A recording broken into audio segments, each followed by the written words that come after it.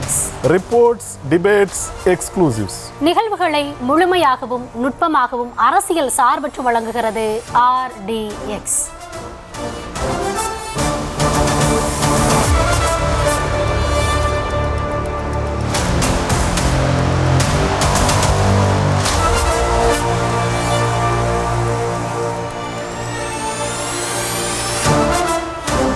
Reports, debates, exclusives RDX நிகழ்ச்சிக்கு உங்களை வரவேற்பதில் மகிழ்ச்சி. இன்றைய நாளின் விவாதத்தை ஒருங்கிணைக்கும் முதன்மை செய்திகளை முதலில் பார்த்து விடலாம். திமுகவில் OPS பாதை மாறும் பயணம் பலன் தருமா? எடப்பாடி பழனிசாமியும் பாஜகவும் கைவிட்டு விட்டதால் அரசியலில் திசை தெரியாமல் இருந்து வந்த முன்னாள் முதலமைச்சர் O பன்னீர்செல்வம் விரைவில் திமுகவில் அடைக்கலமாவார் என எதிர்பார்ப்பு. வரும் சட்டப்பேரவை தேர்தலில் வென்று திமுக மீண்டும் ஆட்சி அமைக்கும் என சட்டப்பேரவைக்கு வெளியே செய்தியாளர்களிடம் O பன்னீர்செல்வம் ஆருடம். திமுகவில் இணைவீர்களா என்ற கேள்விக்கு மறுப்பு ஏதும் தெரிவிக்காமல் பொறுமையாக இருங்கள் எனவும் அவர் பதில்.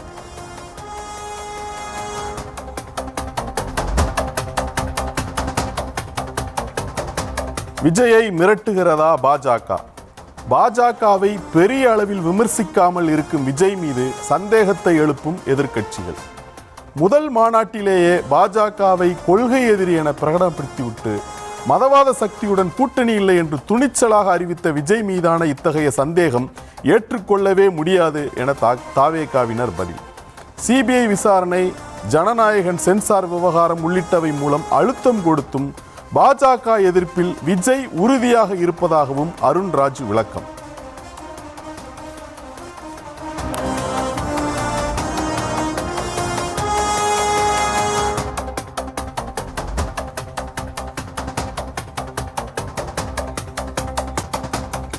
OPS அவர்களுக்கு முன்னாடி இருக்கக்கூடிய சாய்ஸஸ் என்னென்னு RDX நிறைய விவாதங்களில் நம்ம பேசியிருக்கோம்.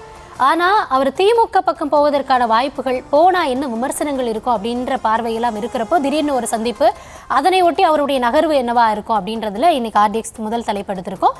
ராப் என்ன சொல்லுது பார்க்கலாம்.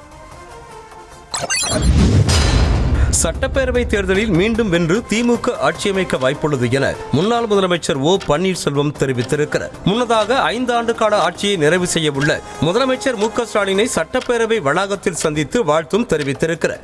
இதற்கிடையே சட்டப்பேரவையில் முதலமைச்சர் முன்னிலையில் பேசிய OPS ஆதரவு MLA ஐயப்பன் முதல்வர் MK ஸ்டாலின் வெற்றி பெற்று மீண்டும் ஆட்சியமைக்க வேண்டும் என தெரிவித்தார். அதிமுகவில் தன்னை இணைத்துக் கொள்ள வேண்டும் என்று வெளிப்படையாக OPS கோரிக்கை வைத்தும் அதை நிராகரித்து விட்டார் எடப்பாடி பழனிசாமி.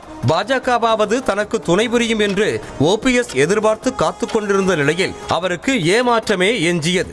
இந்த நிலையில் தற்போது திமுகவையும் முதலமைச்சர் MK ஸ்டாலினையும் OPS பாராட்டி வருவது பல்வேறு அரசியல் யூகங்களுக்கு வழிவகுத்திருக்கிறது. திமுக பக்கம் செல்லும் OPS கூட்டணியில் இணைகிறாரா அல்லது திமுகவிலேயே இணைகிறாரா என்ற கேள்வி எழுந்திருக்கிறது. தன்னுடைய அரசியல் எதிர்காலத்தை உறுதிப்படுத்திவிட்டாரா OPS? விரிவாக அலசுகிறது இந்த RDX.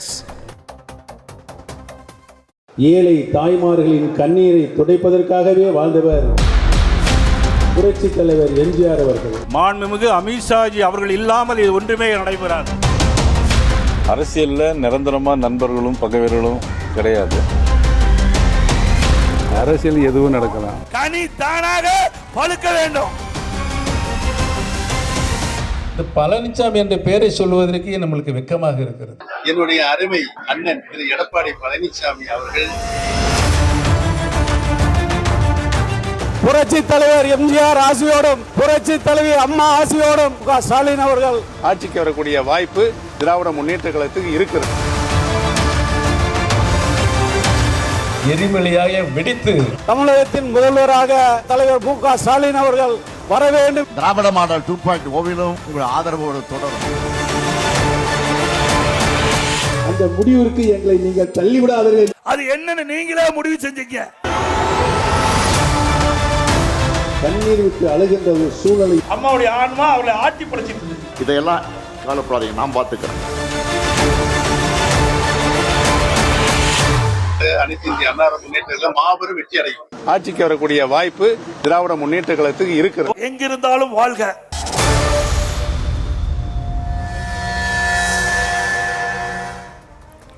புதிய பாதை புரியாத புதிர், இல்லைன்னா புரியாத புதிராக இருந்தனால புதிய பாதையா, இப்படின்னும் நம்ம கேள்வி கேட்க வேண்டியதா இருக்கு.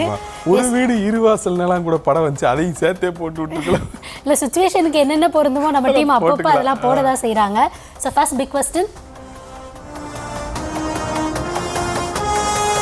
அரசியல் ஆதரவு இல்லாமல் இருந்த ஓபிஎஸ்ஐ கட்சியில் சேர்த்து கொண்டு அடைக்கலம் தருமா திமுக?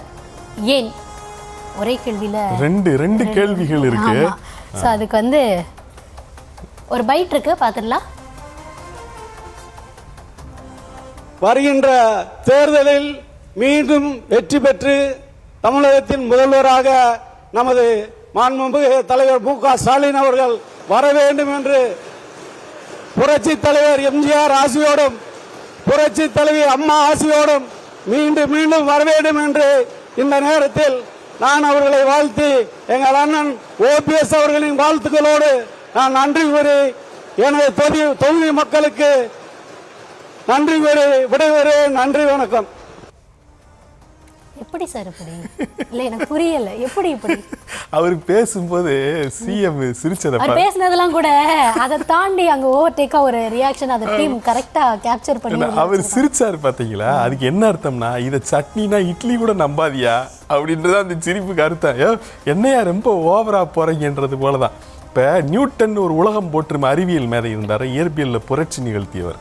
அவருடைய அறிவியல் பணிகளை போட்டு இங்கிலாந்து நாடாளுமன்றத்தில் அவர் எம்பியா, இப்போ நம்ம ஊர்ல எல்லாம் ராஜ்யசபா இருக்கு, அந்த மாதிரி உட்கார வச்சிருந்தாங்க. அவர் ஒரு 5 வருஷம் 6 வருஷம் எம்பியா இருந்தார். அவர் அந்த 5-6 வருஷத்துல ஒரே ஒரு முறை தான் எழுந்து பேசினாரா. என்ன பேசினார்னா, கொஞ்சம் அந்த கதவை திறந்து விடுங்க காத்து வரட்டும்னாரா.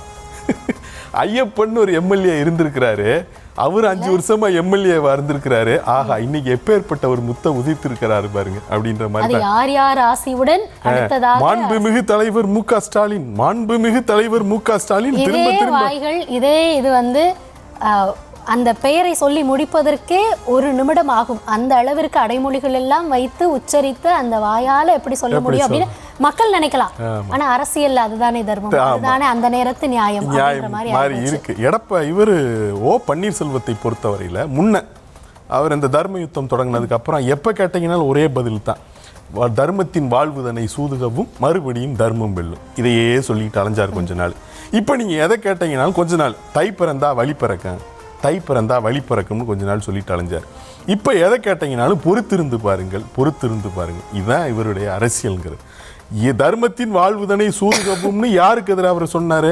யாருக்கு எதிராக தர்ம யுத்தம் நடத்தினாரு? சசிகலா டிடிவி தினகரன் அன்கோவுக்கு எதிராக தான் நடத்தினார். ஆனா அவங்களோட சேர்ந்து போய் தான் இப்ப அண்மையில வந்து களம் கண்டுட்டு இருந்தாரு.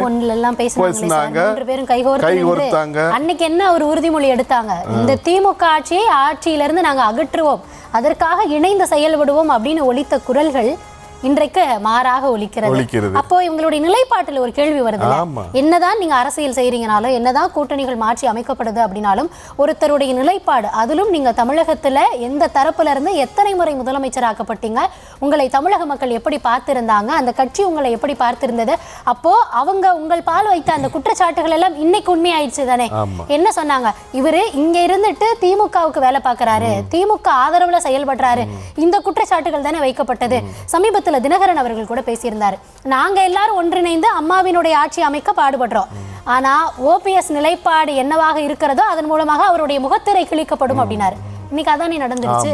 இப்ப நீங்க அதை விட திமுகவுக்கு ஆதரவுன்னு நீங்க அப்படி ஒரு அரசியல் ரீதியா நீங்க அதை புரிஞ்சுக்க, நான் என்ன புரிஞ்சுக்கிறேன்னா, முழுக்க முழுக்க சுயநலன் ஆதாயம்.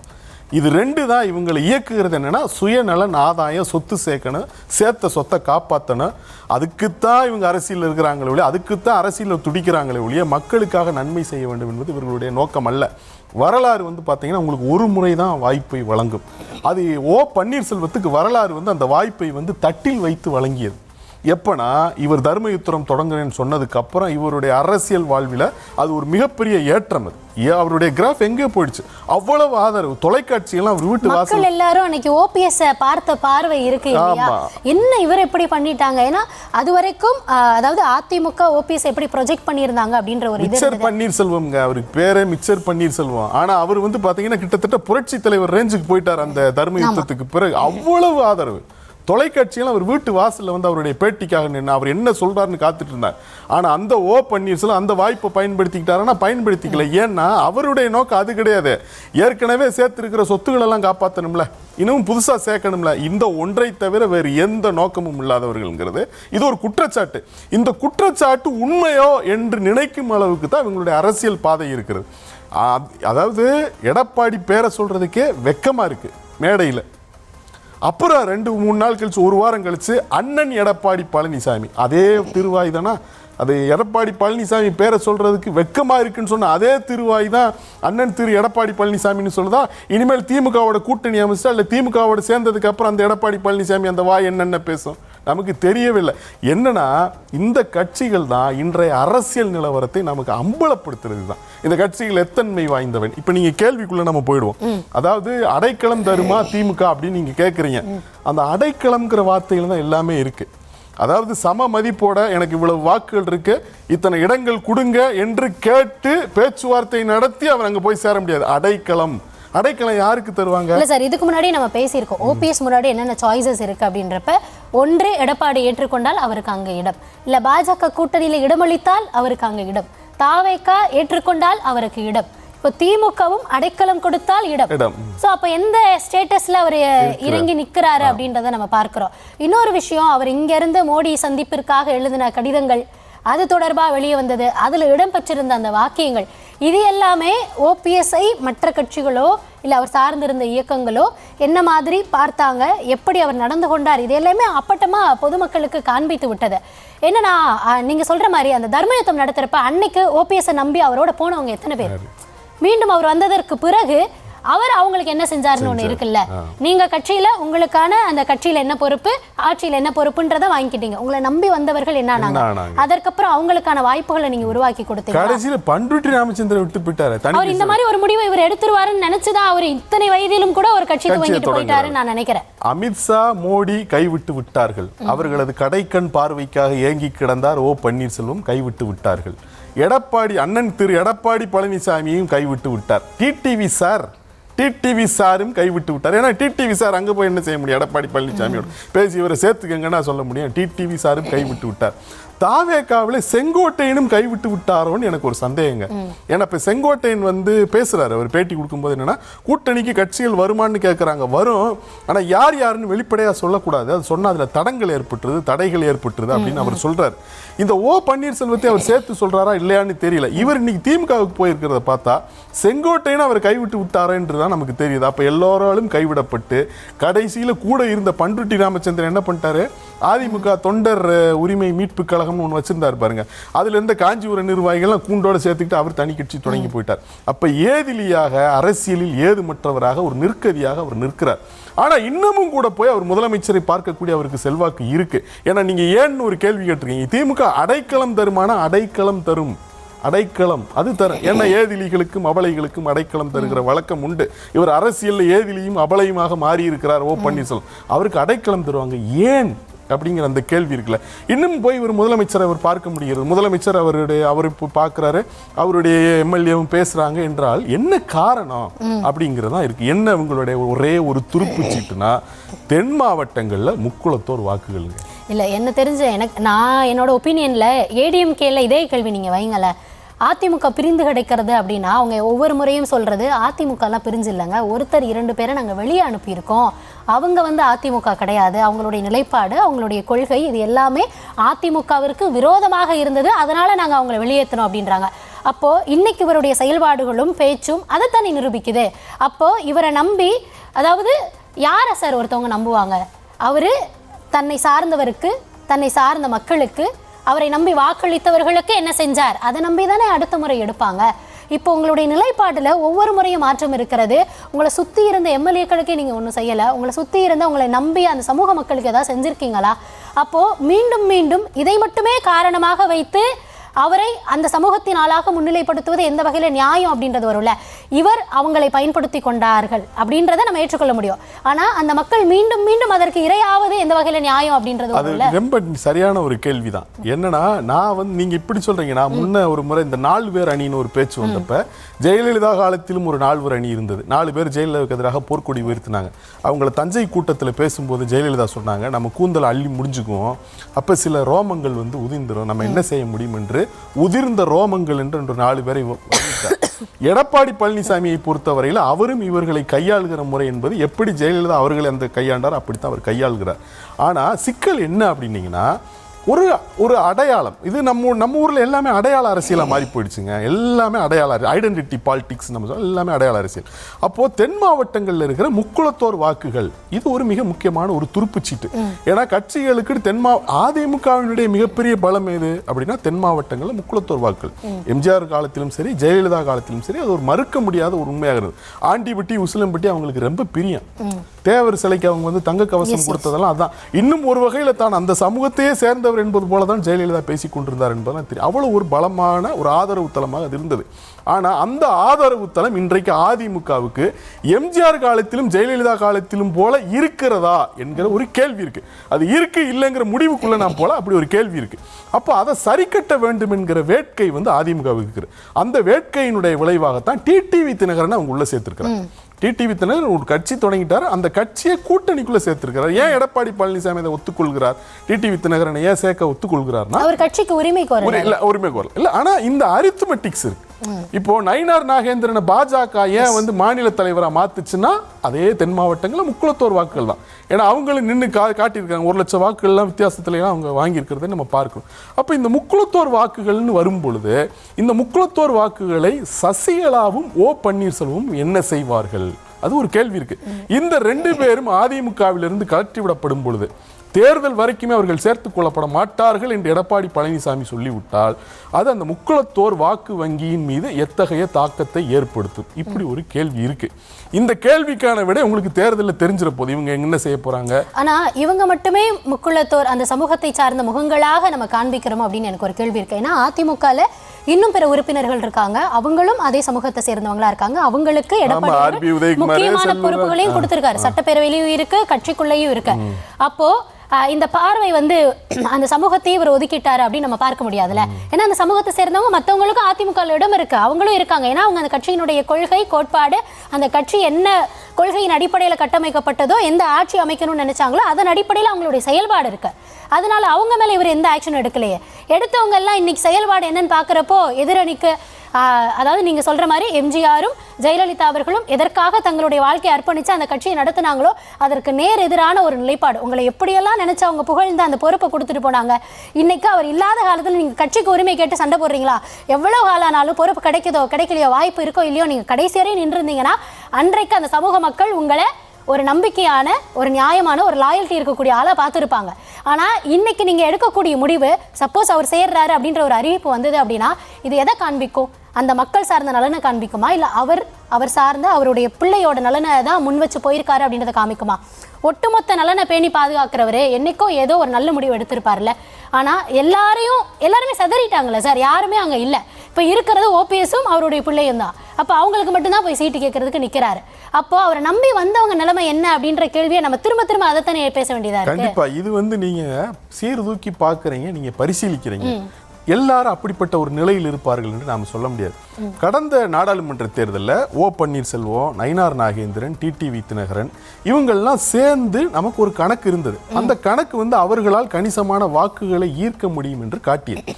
அந்த அடிப்படையிலிருந்து தான் இவங்களை வந்து இந்த கட்சிகள் அணுகுகிறார்கள். அது சரியா தப்பாங்கிற இந்த தேர்தலில் தெரிஞ்சிடும். ஓ பன்னீர்செல்வத்தை பொறுத்தவரையில் தேனி மாவட்டத்தில் அவர் செல்வாக்கு உள்ளவர் தான், உங்களுக்கு அதில் எந்த சந்தேகம் வேண்டாம், செல்வாக்கு உள்ளவர் தான். அவர் பெரியகுளம் பகுதியாக இருந்தாலும் சரி, கம்பமாக இருந்தாலும் சரி, அந்த பகுதியில் அவர் செல்வாக்குள்ளவர் தான். தேனி மாவட்டத்திற்கு வெளியே இந்த முறை வெற்றியை பதிவு அல்ல, அதில் ராமநாதபுரத்திலும் வந்து தான் செல்வாக்கு உள்ளவர் தான் என்பதை அவர் கடந்த தேர்தலில் அவர் காட்டியிருக்கிறார். அப்போ அவரை நம்பக்கூடியவர்கள் அவரால் ஒரு கணிசமான வாக்குகளை வாங்க முடியும். ஒரு முன்னாள் முதலமைச்சர் தமிழகத்தில் எத்தனை முறை இருந்திருக்கிறாரு, அப்படி இருக்கக்கூடியவர் ஒரு இதுல போட்டியிடுறாரு, அங்க தோல்வியை தானே சந்திக்கிறாரு. ஆனா கணிசமான வாக்குகளை வாங்கி இருக்கிறாருங்கிறது நம்ம சேர்த்து இல்ல. அவருடைய இதுல அந்த சக்சஸ் ரேட் அப்படின்றது அவரு கணிசமான வாக்குகளை பெறுவதா இல்ல வெற்றியை பதிவு செஞ்சிருந்தா நம்ம அதை இல்லைங்க, அது வேற. நான் என்ன சொல்றேன்னா அதனாலதான் அவர் இந்த நிலைமையில இருக்கு. வெற்றி பெற்றிருந்தாருன்னா அவருக்கான அப்ப இந்த வரவேற்பு, வாதத்தை எல்லாம் நம்ம ஏத்துக்க முடியும். ஆமா, வரவேற்பும் கவனிக்கும் கட்சிகள் மத்தியில் வேற மாதிரி இருந்திருக்கு. அவர் வெற்றி பெறல, ஆனா ஒரு கணிசமான வாக்குகளை வாங்கி இருக்கிறார் என்று சொல்லும் பொழுது அந்த அடிப்படையில் அவர் கட்சிகள் அணுகுறாங்க. அப்போ திமுக அவருக்கு அடைக்கலம் தரும் என்று சொன்னால் தென் மாவட்டங்கள்ல வாக்குகளை வாங்குவதற்கு அவர் பயன்படக்கூடும் என்று அவர்கள் கருதலாம்ங்கிறதா. அந்த வாக்குகள் கிடைக்குமா இல்ல வேற காரணமா அப்படின்றதையும் நம்ம பேசணும். ஓபிஎஸ் உடைய ஒரு பைட்டு இருக்கு, பாத்துடலாமா? பார்த்தேன். திராவிட முன்னேற்ற சிறப்பாக நிறைவேற்றதன் காரணமாக மாண்புமிகு முதலமைச்சர் அவர்களுக்கு சந்தித்து அவருக்கு என்னுடைய வாழ்த்துக்களை தெரிவித்து வந்திருக்கிறேன். உங்களுடைய ஆதரவாளர் வந்து உள்ள பேசும்போது எம்ஜிஆர் ஜெயலலிதாவுடைய ஆசியோட மீண்டும் ஆட்சி தொடரும் அப்படின்னு சொல்லியிருக்காரு. ஐயப்பன் வந்து சொல்லியிருக்காரு. இதுக்கு உங்களுடைய கருத்து என்ன? எம்ஜிஆர் ஜெயலலிதா ஆசியோட இந்த ஆட்சி தொடரும், திமுக ஆட்சி தொடரும், முதலமைச்சராக ஸ்டாலின் மீண்டும் வருவார்னு சொல்லி ஐயப்பன் பேசியிருக்காரு. நீங்களும் உள்ளதா இருந்தீங்க. அவருடைய வாழ்த்துக்கள், அவருடைய எண்ணம், செயல்பாடு தமிழக மக்கள் இன்றைக்கு என்ன நினைத்துக் கொண்டிருக்காரோ அதை அவர் சொல்லியிருக்கிறார். பொதுவான கருத்து இன்றைக்கு இருக்கின்ற அரசியல் சூழ்நிலை, கடந்த 5 ஆண்டு கால ஆட்சியினுடைய நிலை, அவர்கள் இந்த நாட்டுக்கு செய்த சாதனைகள் இவையெல்லாம் மக்களுடைய மனதில் ஆழமாக பதிந்திருக்கிறது. மீண்டும் ஆட்சிக்கு வரக்கூடிய வாய்ப்பு திராவிட முன்னேற்ற கழகத்துக்கு இருக்கிறது. தமிழகத்திற்கே வழிபறந்திருக்கு. வாங்க,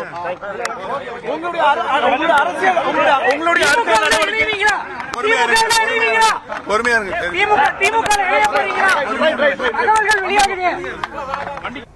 நெக்ஸ்ட் பிக் क्वेश्चन என்ன பார்க்க? தாய் கட்சி அதிமுகவும் நம்பிய கட்சி பாஜகவும் ஓ பன்னீர்செல்வத்தை கைவிட்டது ஏன்? அவருக்கு செல்வாக்கு இல்லை என்பதாலா? இது ரொம்ப முக்கியமான ஒரு கேள்விதான். இது ஒரு பெரிய அரசியல் ஆய்வுக்குரிய கேள்வியும் கூட. இந்த கேள்வி நம்ம சாதாரணமாக கடந்துட்டு போயிட முடியாது. ஏன்னா விசுவாசம், நன்றி அறிதல், அவங்க என்ன பொறுப்புக்காக அவங்கள்ட்ட கொடுக்குறாங்களோ அதை காப்பாற்றுற திறன் ஓ பன்னீர்செல்வத்திட்ட உண்டு. அதை வந்து அவர் ஜெயலலிதா இருக்கும்போதே நிரூபிச்சிருக்கிறார். ஏன்னா அவங்க இவரை தான் நம்பி முதலமைச்சர் ஆக்கிட்டு போனாங்க.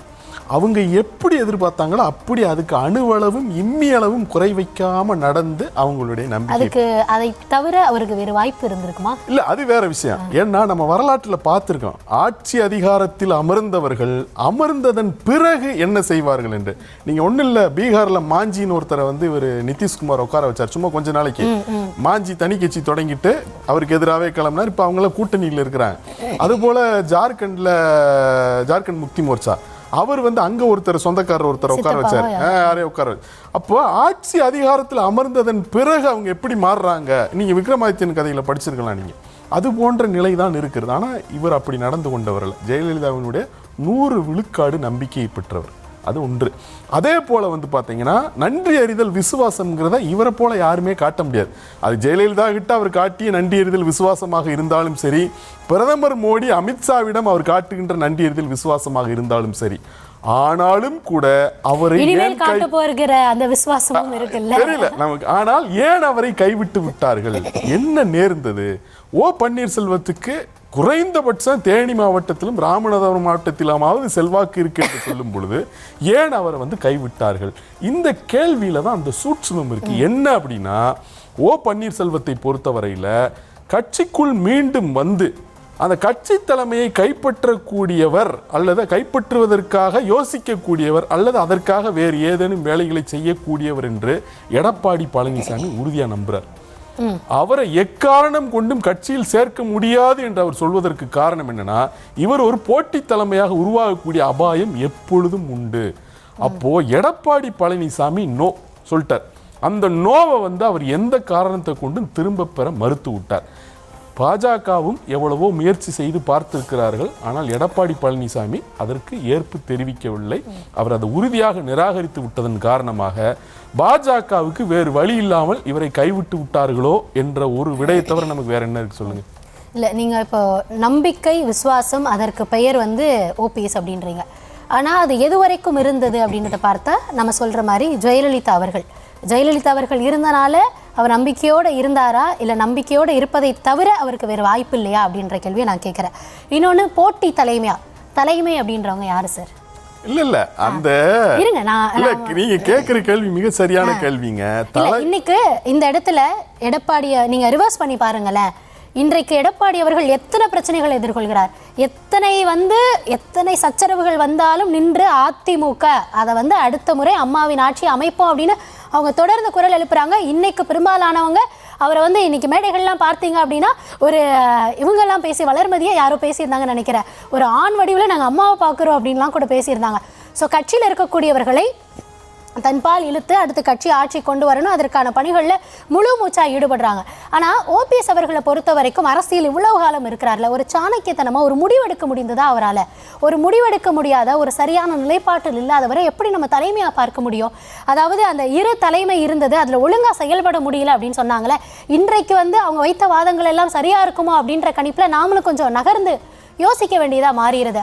அப்போது எடப்பாடி அவர்களுடைய செயல்பாடு, நிலைப்பாடு, கட்சியை ஒருங்கிணைக்கிற விதம், அடுத்தடுத்த தேர்தல்களில் நம்ம வெற்றி பெறணும் அப்படின்னா அதற்கு என்னென்ன சாய்ஸஸை எந்த டேர்மில் கொண்டு வரணும், பாஜகவே இருந்தாலும் அதற்கு எந்த இடத்துல எத்தனை இடங்கள் கொடுக்கணும், இத்தனை கால்குலேஷன் போடுறாருல்ல. ஆனால் ஓபிஎஸ் அவர்கள் இத்தனைக்கும் அவர் இயன்றவராக இருந்திருப்பாரா அப்படின்றது எனக்கு ஒரு கேள்வியாக இருக்கு.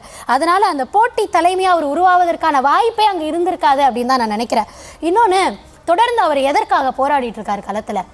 அதிமுக அது அவருக்கான அதில் உரிமை கோரிக்கிட்டே இருக்காருல்ல. அந்த உரிமை கோரல் அப்படின்றது இனிமே என்ன ஆகும்? நீங்கள் அங்கே போய் நின்று திமுக ஆட்சி அமைப்பதற்கு வாய்ப்பு இருக்குன்றீங்க. எம்ஜிஆரும் ஜெயலலிதாவும் தீய சக்தின்னு சொல்லி ஒரு கட்சி எதிர்த்து ஆட்சி செஞ்சு மக்களுக்கு அவ்வளோ விஷயங்களை செஞ்சு எத்தனை முறை ஆட்சிக்கு வந்தாங்க. அப்படி அவர்கள் வகித்த பொறுப்பில் உங்களையும் அமர்த்தி பார்த்தாங்க. இன்னைக்கு அங்கே போய் நின்று அந்த கட்சி நேற்று சொன்னாங்க, பாஜகலேருந்து ஒரு ட்வீட்டு, விஜயகாந்த் அவர்களுடைய ஆன்மா தேமுதிகவை மன்னிக்குமா, பிரேமலதா அவர்களை மன்னிக்குமா? நான் இன்னைக்கு கேட்குறேன், நீங்கள் அன்னைக்கு போய் நின்று அவ்வளோ நேரம் தியானம் பண்ணீங்கல்ல, அந்த ஆன்மா இன்னைக்கு உங்களை பார்த்து என்ன நினைக்கும் இல்லையா? நீங்கள் வைக்கக்கூடிய வாதங்களே உங்களுக்கு திரும்பி வருது அப்படின்னா உங்களுடைய நடவடிக்கை தானே காரணம். இப்போது இதை மக்கள் எப்படி பார்ப்பாங்க அப்படின்ற பார்வை இருக்குல்ல. இப்போ நீங்களும் நானும் பேசுகிறப்பவே அவர் தரப்புலேருந்து பேசக்கூடிய நியாயங்கள் என்னவா இருக்கும் அப்படின்னு யோசிக்கிறப்ப இது எப்படி நம்ம முன்வைக்க முடியும், நமக்கு ஒரு கேள்வி வருதுல்ல. அதைத்தானே வாக்களிக்கக்கூடிய மக்கள் யோசிப்பாங்க. இப்போ நீங்கள் எடப்பாடி பழனிசாமியை பற்றி ரொம்ப விரிவான கருத்துக்களை முன் வச்சிருக்கிறீங்க, பல பரிமாணங்களை வச்சிருக்கீங்க. நான் அதுக்குள்ளே போக விரும்பல.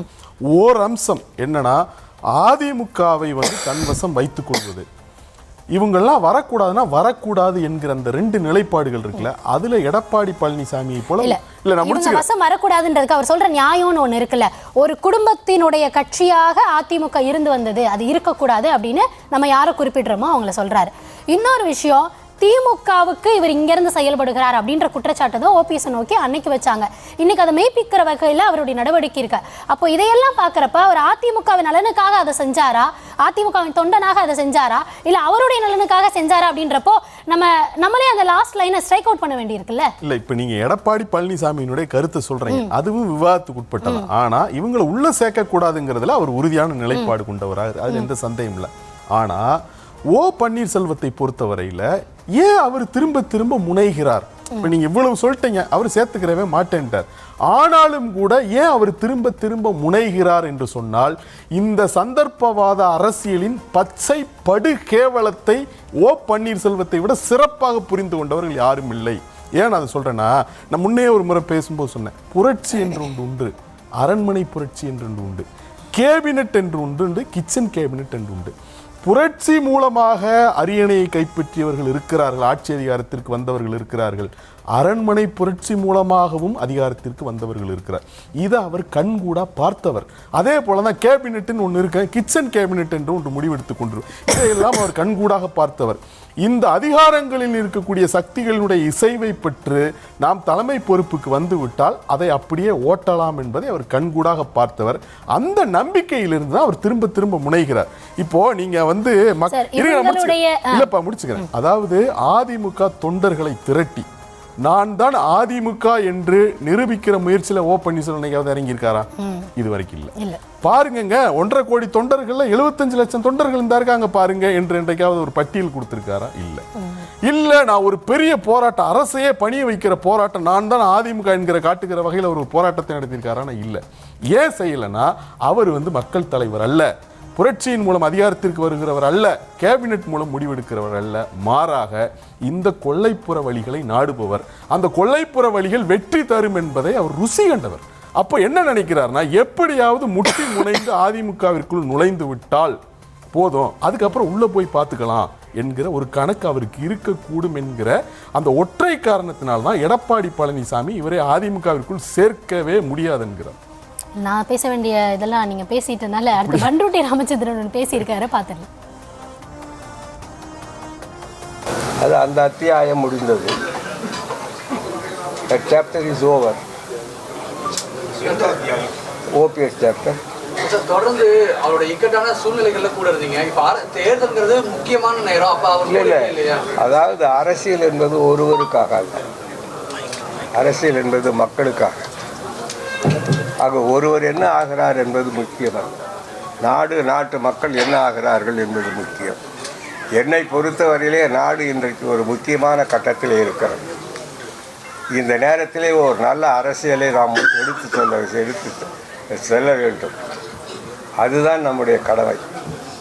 நம் தனிப்பட்ட முறையிலே ஒருவரோடு பழகிறோம் என்பதற்காக நம்முடைய வாழ்நாளை வீணாக்க முடியாது. அரசியல் என்பது ஒரு தனிநபருக்கானது அல்ல, மக்களுக்கானது. மக்களுக்கானனா தம் மக்களுக்கானது அல்ல, இங்க இருக்கக்கூடிய மக்களுக்கானது அப்படின்றத கேட்கும் போது எனக்கு கூஸ் பம்ப் மொமெண்ட்னுவாங்க, புல் அரிக்குதுங்க எனக்கு. அதாவது ஓ பன்னீர்செல்வத்துக்கு சாப்டர் முடிஞ்சு இவருக்கு சாப்டர் தொடங்கி இருக்கா, அது ஒரு பஞ்ச் டயலாக் மாதிரி sir. the chapter is closed அப்படின்றாரு. உதயசூரியன், இரட்டை இலை, யானை, பாமக, விளக்கு, மக்கள் நல உரிமை கழகம், முரசு, இத்தனை சின்னத்திலையும் போட்டியிட்டவரை இவர் பண்ருட்டி ராமச்சந்திரன் நம்ம நந்தா அனுப்பியிருக்காப்ல. அப்புறம் வந்து பறையூரின் பார்வை கிடைக்கும் பட்சத்தில் விசில் சின்னத்திலும் இந்த முறை போட்டியிடுவார் அப்படின்றது ஒரு எதிர்பார்ப்பு. ஏற்கனவே 5 பனையூர் பார்வை கிடைச்சா விசில் சின்னத்திலையும் போட்டிட்டு ஒரு எம்எல்ஏ ஆயிரலாம்ல. ஆனா அதுல அவர் தனக்கான அரசியல பேசினாரா, மக்களுக்கான அரசியல பேசினாரான்னு? யாரு? பண்ருட்டி ராமச்சந்திரன். பண்ருட்டி ராமச்சந்திரன் இல்ல, நீங்க இத்தனை தொகுதி சொன்னீங்க இல்லையா, இத்தனை சின்னங்கள்ல அங்க என்ன பண்ணாரு? என்ன மக்கள் அரசியல பேச போறாங்க? ரொம்ப சிம்பிள்ங்க. வாக்குக்கு காசு கொடுக்கறதா இந்த தேர்தலுக்கு பேர். என்னன்னா வாக்குக்கு காசு. பண்ருட்டி ராமச்சந்திரனே அவரை வந்து அப்படி பேசக்கூடிய அளவுக்கு தான் அவர் ஜெயலலிதா காலத்தில் அவருக்கு ஏற்பட்ட கதி என்ன, திரும்ப அவர் அதிமுகவில் இருந்தது என்ன, எத்தனை கட்சிகளுக்கு போயிருக்கிறார், இப்ப தனி கட்சி தொடங்கி இருக்கேன்னு இவங்க சொல்றாங்க. அவராலே ஏற்றுக்கொள்ள முடியலையே ஓபிசி. அப்ப பாருங்க, பண்ருட்டி ராமச்சந்திரனே ஏத்துக்கலையே. நீங்க சொல்ற இதுல இருந்து பாக்குறப்போ அவர் இப்படி இருக்காரு அப்படின்னா அப்போ ஓபிசினுடைய நிலை என்ன? அது ஒரு புறம் இருக்கட்டும். நான் என்ன சொல்றேன், பண்ருட்டி ராமச்சந்திரன் ஒரு அடுத்த பிக் கொஸ்டின் இருக்கு, அதை பார்த்துட்டு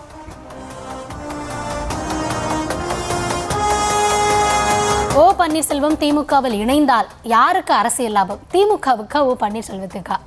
வின் வின் சிச்சுவேஷன் அப்படின்னு இல்ல. லாஸ்ட் நீங்க சிரிக்காம சொல்லியிருந்தா நான் ஏத்துப்பேன். இல்லங்க, இவங்க பிரேமலதா போய் சேர்ந்தாங்கல்ல, பழம் நழுவி பால்ல விழுந்ததா பால்டாயில்ல விழுந்ததா என்று ஒரு என்னன்னா என்ன பொறுத்து நீங்க சொன்னியும் கழிச்சு கட்டுறவங்களுக்கு எல்லாம் அடைக்கல கொடுக்குற இடமா இப்ப மாறிடுச்சோ அப்படின்னு தோணுது. இல்ல அப்படி இல்ல.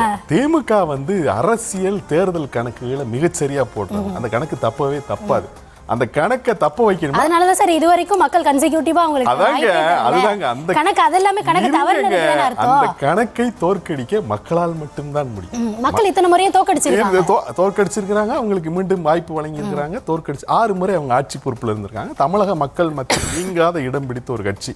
அவங்களுடைய கணக்கை வந்து நாம அவ்வளவு அலட்சியமா புறந்தள்ளிட்டு தேமுதிகவை அவங்க சேர்த்திருக்காங்கன்னு சொன்னா நிச்சயமாக அதுல அரசியல் கணக்கு, தேர்தல் கணக்கு இருக்கு.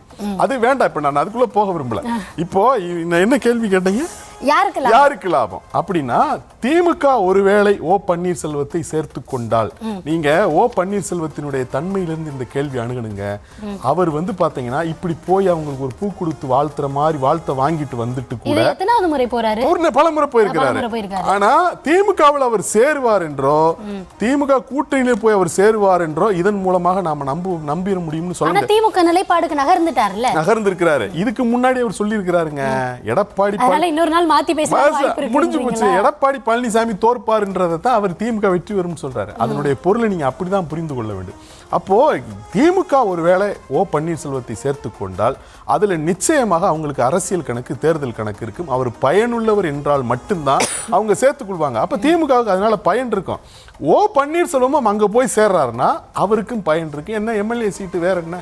யார் யாருக்கு வாங்கி கொடுப்பாரு? அது அவர் தெரியல, தரப்புல நமக்கு யார் எத்தனை யாருக்கு வாங்கி சீட்டுன்னு கொடுப்பாரு? தெரியல, அது தெரியல. ஆமா. ஒத்த சீட்டு கொடுத்து நீங்களும் உங்க மகனும் நில்லுங்க அப்படின்னு வாங்கலாம், இல்ல எந்த வகையில வந்து வாக்கு நீங்க சொல்ற மாதிரி அவருக்கு இருக்கக்கூடிய அந்த வாக்குகள் வந்து திமுக ஆட்சி அமைப்பதற்கு பெரும் உதவியாக அல்ல. அந்த கணக்கு மைக்ரோ லெவல் கணக்கு இருக்கு பாருங்க, அது ரொம்ப முக்கியங்க. அது உங்களுக்கு வெறும் 100 வாக்கு 500 வாக்கு 1000 வாக்குன்னு அலட்சியப்படுத்த முடியாது இந்த தேர்தலில்.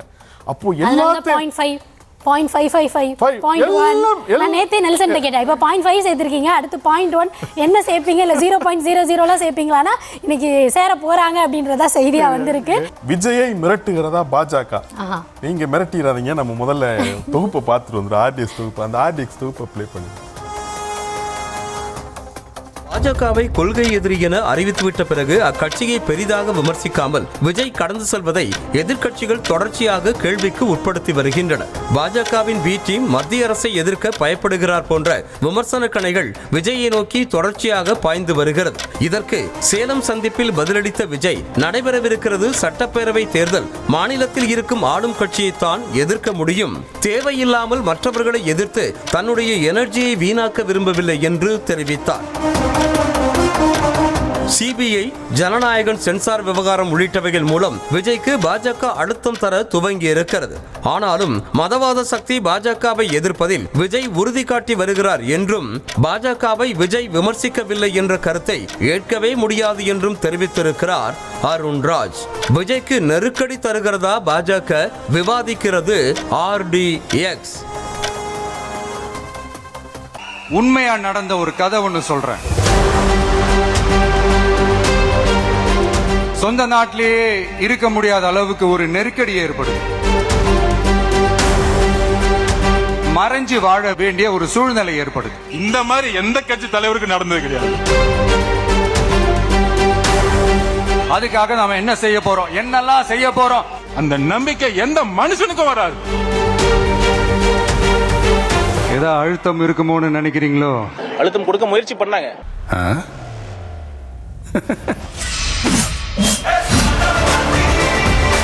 இப்பவும் சொல்றேன், வாட் ப்ரோ?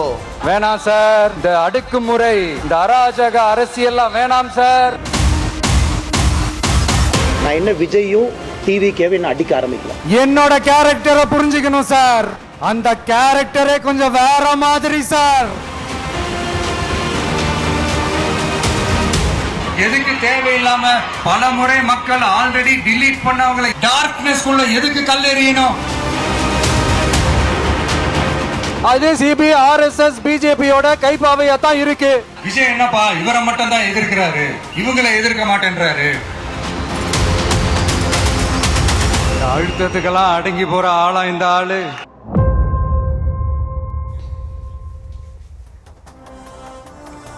என்ன பயங்கரமான கேள்வி கேட்டிருக்காங்க. சினிமாவில் ஹீரோ, நிஜத்தில் ஒரு கேள்விக்குறி வேற போட்டு. ஆமா, சரி, நம்ம முதல் பெருங்கேள்வியை பார்த்துடலாம். முதல் பெருங்கேள்வி, விஜய்க்கு அழுத்தம் தரும் பாஜக எப்படி சமாளிக்க போகிறது தாவேகா? இதுக்கு நம்ம ஒரு அருண்ராஜ் பைட் ஒன்று இருக்கு, அந்த பைட்டை பார்த்துலாம். அந்த பைட்டை ப்ளே பண்ணுங்க.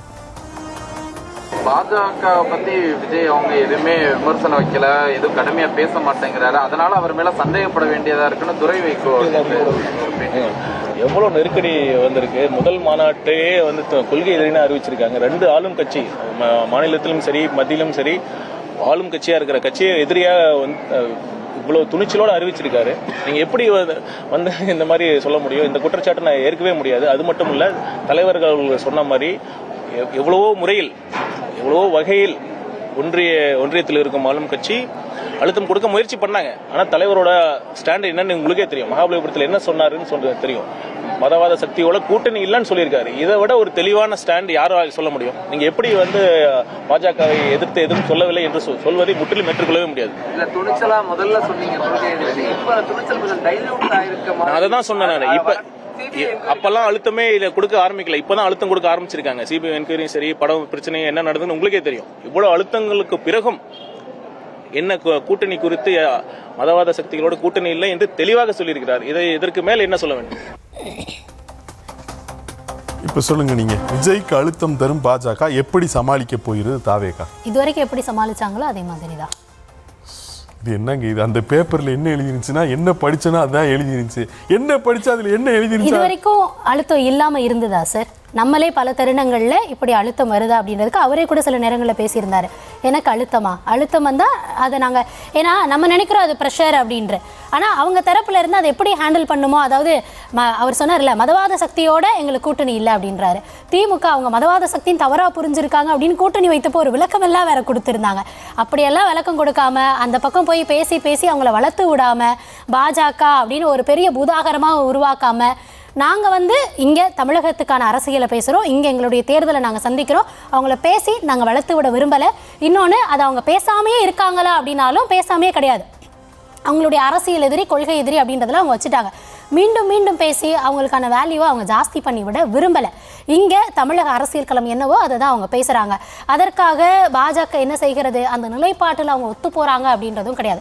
நீட் தேர்வு தொடர்பாக அவங்க கேஸ் போட்டிருக்காங்க, இன்னொன்று வகுப்பு வாரி சட்டம் தொடர்பாக கேஸ் போட்டிருக்காங்க, இன்னும் ஒரே நாடு ஒரே தேர்தல் அதுலேயும் அவங்க முரண்படுறாங்க. ஸோ என்னென்னலாம் இங்கே தமிழக மக்களுக்கு முரணாக மத்திய அரசு செய்கிறதோ அதற்கு எல்லாமே அவங்க எதிர்த்து தான் நிற்கிறாங்க. இதற்கு மேலேயும் நீங்கள் பாஜகவை அவங்க பேசலைன்னு நம்ம சொல்கிறது எப்படி, அடுத்தபடியாக எப்படி கையாள்வாங்க அப்படின்னா ரொம்ப சிம்பிள். இதுவரைக்கும் அழுத்தம் இல்லாமல் இருந்திருக்காது, அதை கையாண்டு அதை பொது வழியில் விளம்பரப்படுத்தி அதன் மூலமாக ஒரு அரசியல் ஆதாயத்தை அவங்க தேடலை. இது வரைக்கும் அப்படி கையாண்டிருக்காங்க.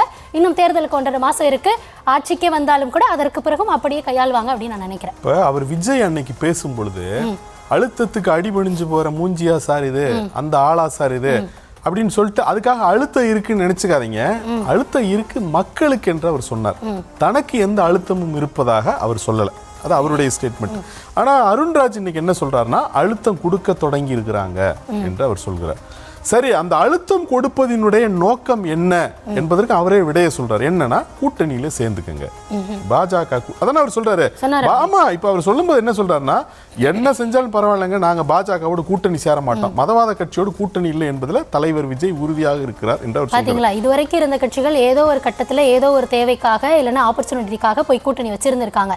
தாவைக்கு அதுல தெளிவா இருக்காங்க, அப்படி புரிஞ்சுக்கலாமா? இது இப்பதான் இந்த குழந்தை இப்பதாங்க இன்னும் தவளத்தாங்க ஆரம்பிச்சு. குழந்தையே தெளிவா இருக்கு சார், நீங்க வளர்ந்ததுக்கு அப்புறமும் தெளிவா இல்லாம கூட்டணி. குழந்தைகளுக்கு கள்ளம் கபடம் இல்லாதவங்க அப்படிதான் இருப்பாங்க.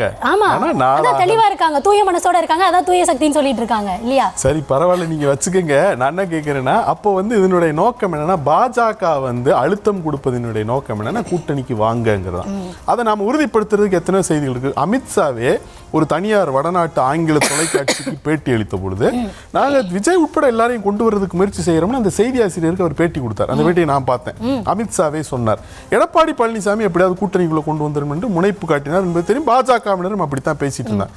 ஆனா அது நடக்கலைங்கிறது இப்ப வரைக்கும் இருக்கக்கூடிய மசியல அப்படிங்கிறதா. அப்போ பாஜக கூட்டணியில் சேர்ப்பதற்கு எல்லா வகையான வழிமுறைகளையும் அவர்கள் கையாள்கிறார்கள். கெஞ்சி பார்க்கிறது, அப்புறம் முரண்டு பிடிச்சு பார்க்கறது, அப்புறம் அழுத்தம் கொடுக்கறது. இப்படி ஒரு கட்சியை பொது வெளியில அம்பலப்படுத்தணுமா வேணாமா? அது செய்யணுமா வேண்டாமா சொல்லுங்க. நீங்க அம்பலப்படுத்தணும்ல, அந்த அம்பலப்படுத்துற வேலையை தாவேகா செய்தா?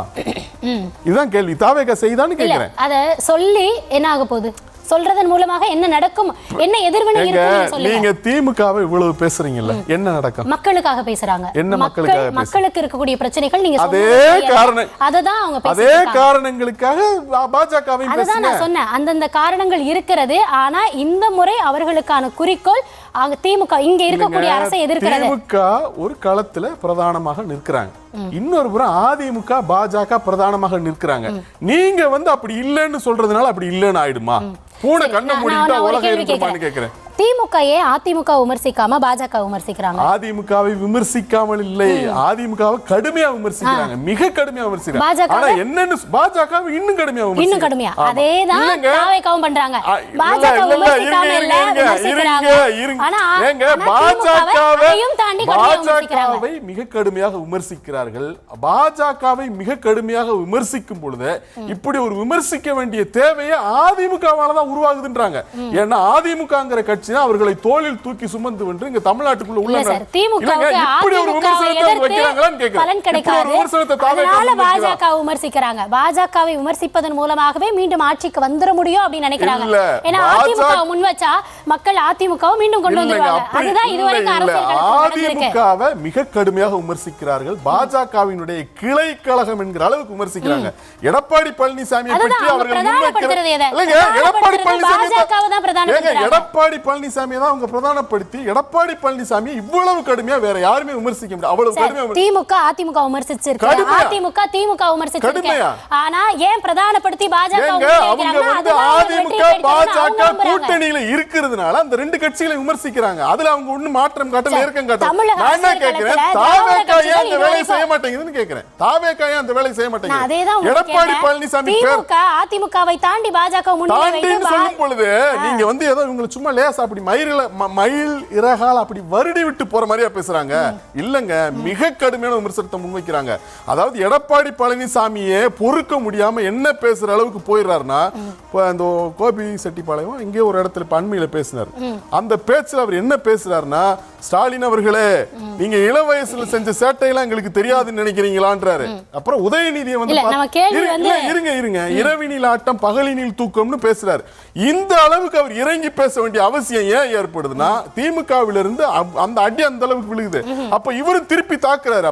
அப்ப மிக கடுமையாக விமர்சிக்கிறேன். நான் என்ன கேட்கிறேன்னா, தாவேகா பாஜகவை இந்த மாதிரி கடிதோச்சி மெல்ல எரிகின்ற மாதிரி கூட விமர்சிக்க மாட்டேன்றாங்களே ஏன்னு கேக்குறேன். அவங்க களத்துல இல்லாதவங்கள நாங்க பேசறோம். ஏங்க களத்துல இல்லாதவங்கன்னு நீங்க சொல்றீங்கல்ல, அது எப்படி சரியாகும்னு நான் கேக்குறேன். ஏங்க களத்துல இல்லாதவங்கன்னு சொல்லும் பொழுது நம்முடைய சிந்தனைக்கு அது சரிப்படுதா? தமிழகத்துல அதனுடைய பலம் என்ன? யாருடைய பலம்? பாஜகவினுடைய பலம் வந்து 18% வாக்கு. தனியாக வேகங்க, தனியா கிடையாது சார். அது பாஜக இருந்து டிடிவி இருந்தாங்க, இல்லங்க அவங்க எல்லாம் சேர்த்துக்கிட்டு அவங்க 18 தனித்து நின்று, இப்ப காங்கிரஸ்க்கு தனித்து நின்றுனா கடைசி அவங்க தனித்து நின்று வாங்குன வாக்குகளை தான சொல்றோம். அப்ப பாஜகவுக்கு அந்த மாதிரி நீங்க வந்து வாக்கு சதவீதத்தை பொறுத்து தான் விமர்சிப்பீங்க. உங்களுக்கு ஐடியாலஜி கிடையாது, பிரின்சிபிள்ஸ் கிடையாது. ஒரு அரசியல் சக்தி இவ்வளவு மோசமா இருக்கு, அத பத்தி உங்களுக்கு கவலை கிடையாது. வெறுமனே என்ன பெர்சன்டேஜ் பார்த்து வாசிப்பீங்க. மக்களே ஆதரவு தெரிவிக்காத, மக்களே ஆதரவு தெரிவிக்காத நீங்க சொல்லும் பொழுது அதிமுக அவங்க தோல்ல தூக்கி சுமந்துட்டு வருது இல்ல, அதிமுக அவங்களை தோல்ல தூக்கி சுமந்து கொண்டு வரும் பொழுது அவங்களை எப்படி நீங்க சாதாரண எப்படி கருத முடியும் நான் கேக்குறேன். நான் இரு திராவிட கட்சிகளையும் இல்லாதை போல பாஜகவை அவங்க ஓரங்கட்டி நீங்க ஓரங்கட்டினா பாஜக தனியா நின்னு ஒரு 3% 4% வாக்கு வாங்க அவங்க தனியா நின்றுதாங்கன்னா நீங்க சொல்றது சரி. ஆனா அதிமுக அவர்களை தோளில் தூக்கி சுமந்து வருகிறது. அதிமுக எங்க விமர்சிக்கிறாங்க? என்ன விமர்சிக்கிறாங்க? நம்மளே டாபிக் எடுத்து என்ன சொல்லுங்க, நீங்க என்ன விமர்சிச்சாங்கன்னு சொல்லுங்க. ஏங்க அவர் ஒரே ஒரு நாள் ஊழல் தீய சக்தி அவ்வளவுதான், அதை தாண்டி என்ன விமர்சிச்சார் நீங்க சொல்லுங்க. புரியுதா? அவர் வந்து ஆளும் தரப்பு மக்களுக்கு செய்யாதவங்களை பார்த்து கேள்வி எழுப்புறாங்க. நான் என்ன சொல்றேன்னா, இதுதான் தாவேகாவினுடைய பச்சையான சந்தர்ப்பவாதம், விஜயினுடைய பச்சையான சந்தர்ப்பவாதம். தாவேகாவும் விஜயும் வந்து மத்திய அரசினுடைய அழுத்தங்களுக்கு பணிந்து போய்தான் அவங்க இந்த வேலையை செய்ய மறுக்கிறார்கள். அதற்கு தான் பூசி மெழுகிற வகையில் அவங்க இப்படி ஒரு பொய்ய சொல்லிட்டு இருக்காங்க. இது ஒரு பச்சையான சந்தர்ப்பவாதம். பாஜகவை எதிர்ப்பதற்கு அவர்களுக்கு துணிவு இருந்தா அதை அவங்க காட்டணும். ஒரு